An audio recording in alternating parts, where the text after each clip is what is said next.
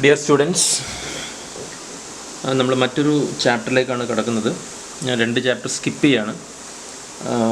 Excretory products and their elimination എന്ന് പറഞ്ഞ ചാപ്റ്ററിലേക്കാണ് പോകുന്നത്.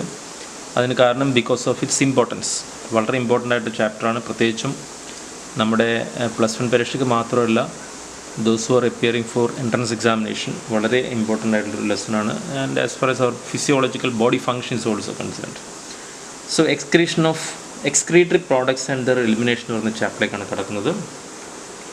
നിങ്ങൾക്കറിയാം വാട്ട് ഈസ് എക്സ്ക്രീഷൻ. എക്സ്ക്രീഷൻ എന്ന് പറഞ്ഞാൽ it is the elimination of metabolic waste like ammonia, urea, uric acid etcetera from the body. Metabolic വേസ്റ്റിനെ ശരീരത്തിൽ നിന്നും റിമൂവ് ചെയ്യുന്ന പ്രോസസ്സാണ് എക്സ്ക്രീഷൻ. നമ്മൾ ഫുഡ് കഴിച്ച് എലിമെൻ്ററി കനാലിൽ വെച്ച് ഡൈജഷൻ നടത്തി അബ്സോർപ്ഷൻ നടത്തി ബാക്കി വരുന്ന ഫുഡ് ആനസിലൂടെ നമ്മൾ കളയും.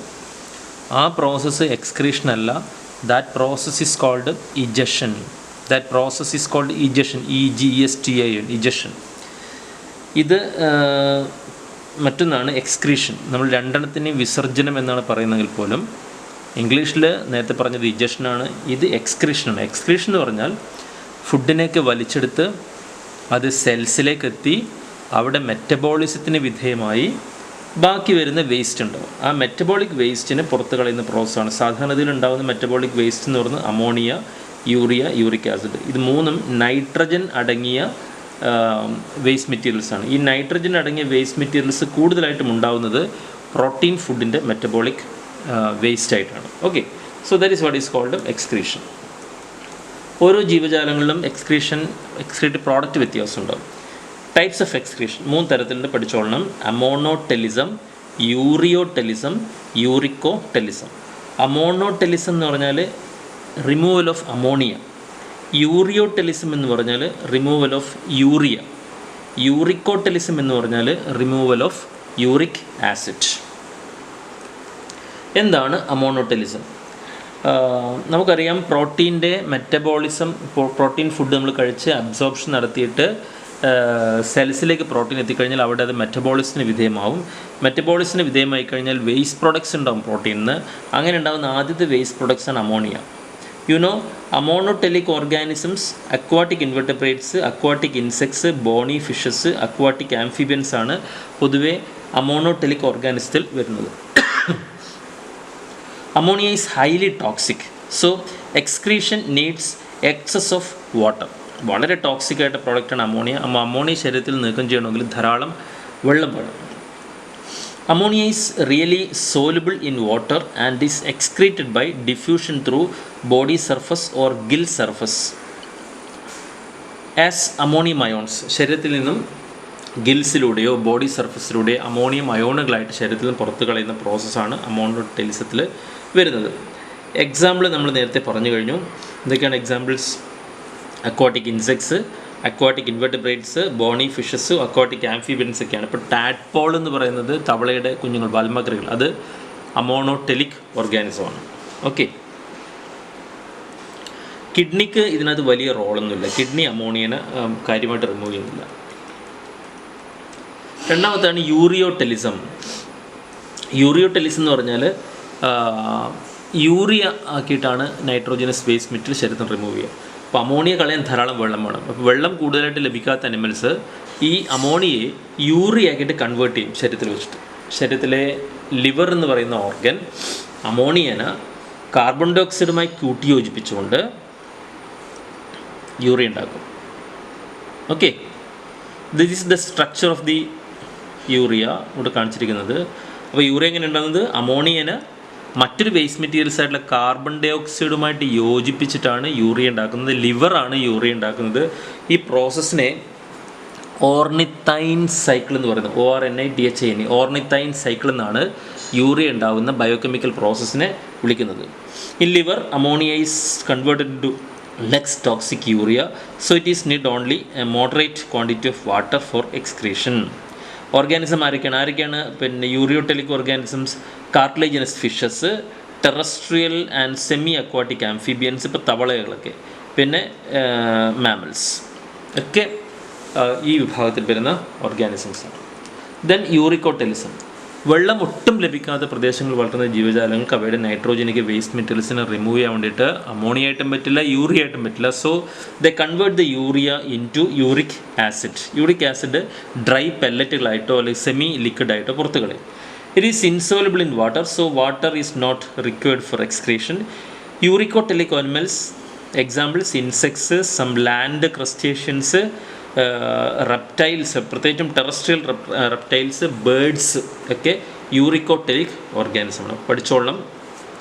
യൂറിയോടെലിസം and uricotelisms are needed for water conservation. ശരീരത്തിൽ വെള്ളത്തിൻ്റെ സംരക്ഷണത്തിന് വേണ്ടിയിട്ടാണ് ഈ രണ്ട് പ്രോസസ്സ് നടത്തുന്നത്. ഓക്കെ.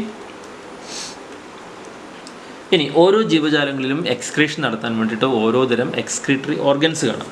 ഫോർ എക്സാമ്പിൾ പ്രോട്ടോനെഫ്രിഡിയ എന്ന് പറയുന്ന ഫ്ലെയിം സെൽസ് പഠിച്ചിട്ടുണ്ടാകും നേരത്തെ ആനിമൽ കിങ്ഡത്തിൽ. അത് ഏത് ജീവജാലങ്ങളാണ്? Platyhelminthes, rotifers, some annelids ഒക്കെയാണ്. നെഫ്രീഡിയ അനലിഡയിൽ കാണുന്നതാണ്.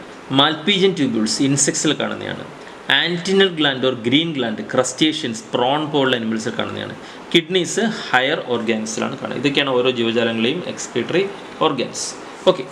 ദെൻ ഹ്യൂമൻ എക്സ്ക്രീറ്ററി സിസ്റ്റം നിങ്ങൾ ലോവർ ക്ലാസ്സിലൊക്കെ പഠിച്ചിട്ടുണ്ട്. ഹ്യൂമൻ എക്സ്ക്രീറ്ററി സിസ്റ്റം അതിനകത്ത് വരുന്നത് കാര്യമായിട്ട് എന്തൊക്കെയാണ്? എ പെയർ ഓഫ് കിഡ്നി, പിന്നെ കിഡ്നിയിൽ നിന്ന് പുറത്തേക്ക് വരുന്ന tube, that is a pair of ureter, then urinary bladder, urinary ബ്ലാഡറിന് പുറത്തേക്ക് പോകുന്ന കുഴൽ യൂറിത്ര. ഇത്രയും ഭാഗങ്ങളാണ് എക്സ്ക്രീറ്ററി ഓർഗൻസിൽ വരുന്ന കാര്യമായിട്ട് വരുന്ന ഭാഗങ്ങൾ. ഇത് അതിൻ്റെ ഡയഗ്രമാറ്റിക് റെപ്രസെൻറ്റേഷനാണ്. എ പെയർ ഓഫ് കിഡ്നി, ആ കിഡ്നിയിലേക്ക് ബ്ലഡ് കൊണ്ടുവരുന്ന അല്ലെങ്കിൽ ബ്ലഡ് പുറത്തേക്ക് കൊണ്ടുപോകുന്ന രണ്ട് ബ്ലഡ് വെസൽസ്, ഒന്ന് ഡോർസൽ അയോർട്ട, മറ്റൊന്ന് ഇൻഫീരിയർ വീന കാവ. പിന്നെ നിങ്ങൾക്കിവിടെ കാണാം യൂറിറ്റർ കാണാം, യൂറിനറി ബ്ലാഡർ കാണാം, യൂറിത്ര കാണാം. ഓക്കെ.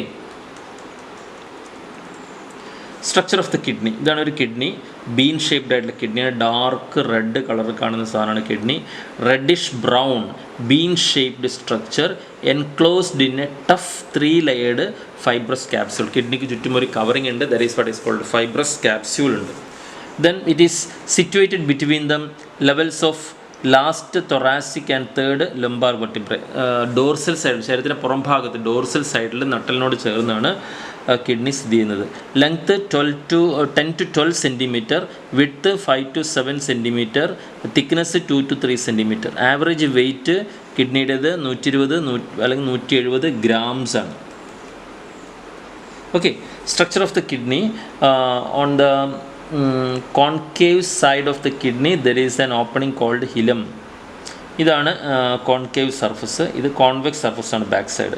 ഇത് അതിൻ്റെ ഉള്ളിലേക്ക് ഒട്ടിയേക്കുന്ന ഭാഗം. അവിടെ ഒരു ഓപ്പണിംഗ് ഉണ്ട്. That is what is called hilum. ആ ഹിലത്തിലൂടെയാണ് ബ്ലഡ് വെസൽസും അതുപോലെ തന്നെ യൂറിറ്ററൊക്കെ പുറത്തേക്ക് പോകുന്നത്. ദെൻ ഇതാണ് യൂറിറ്റർ കാണാം. ഓക്കെ. ഇനി കിഡ്നിയുടെ ഉൾഭാഗം നമ്മൾ നോക്കുമ്പോൾ നമുക്ക് വിശാലമായിട്ടുള്ള കോംപ്ലക്സ് സ്ട്രക്ചർ കാണാൻ വേണ്ടി പറ്റും. കിഡ്നിയുടെ പുറം ഭാഗത്ത് നമ്മൾ കോർട്ടെക്സ് എന്ന് പറയുന്നു, കിഡ്നിയുടെ ഉൾഭാഗത്ത് നമ്മൾ മെഡുല എന്ന് പറയുന്നു.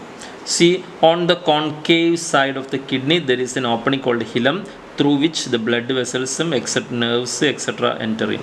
Hilum leads to the funnel shaped cavity called renal pelvis. ഇതാണ് ഈ ഓപ്പണിംഗ്. ഈ ഓപ്പണിംഗ് പിന്നെ പോകുന്ന ഒരു വലിയ സ്പേസിലേക്കാണ്. ഈ സ്പേസിനെയാണ് എന്ന് വിളിക്കുക റീനൽ പെൽവിസ് എന്ന് പറയുക. റീനൽ പെൽവിസ് ഈ ഓപ്പണിങ്ങിനാണ് റീനൽ പെൽവിസ്. ഓക്കെ.